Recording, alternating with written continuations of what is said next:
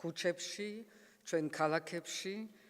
მთავარი ხდება ის, რომ ყოველ დღე გამოდის კიდევ უფრო მეტი და მეტი ადამიანი, მეტი და მეტი პიროვნება, რომელიც თავის საკუთარ პროტესტს ახორციელებს ამ გამოსვლებით, ან პეტიციებით, ან სიტყვით, ან მარშით.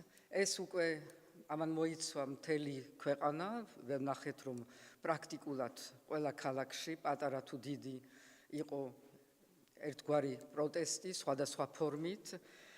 ყველა თაობა და ვხედავთ, რომ ჩვენი ასევე ევროპული საქართველოს იდეამ გაერთიანა ერი და შედგა ეროვნული თანხმობა. ის, რასაც ვხედავთ ქუჩებში, ის სოლიდარობა, ის სიყვარული, ის სითბო, ის მოთფინება, ის მშვიდობიანი გამოხატულება ამ ერთიანი ეროვნული განცდის არის ის, რაც საქართველოს ჭირდებოდა.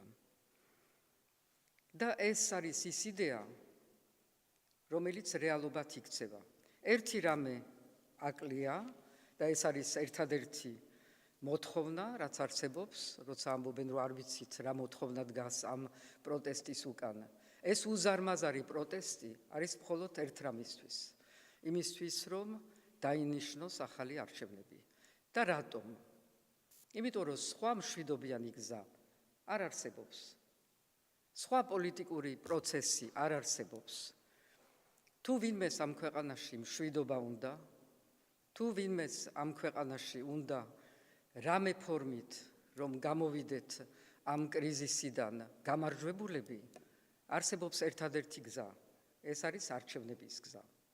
სამართლიანობის და სამართალი არჩევნების გარეშე არ არსებობს არც მშვიდობა, როცა ვისაც დღეს გონია, რომ რეპრესიებით და სხვადასხვა ხერხებით შეიძლება ამ საზოგადოების დამონება, როცა ესენი მიხვდებიან, რომ სხვა გზა არ არის თუ არა არჩევნების, მე აქ ვარ და აქ ვიქნები იმისთვის, რომ დავჯდეთ და ვიფიქროთ, თუ როგორ მოვაწყოთ ეს არჩევნები, იმისთვის, რომ დავუბრუნოთ ამ ქვეყანას მშვიდობა, სამართლიანობა და მომავალი.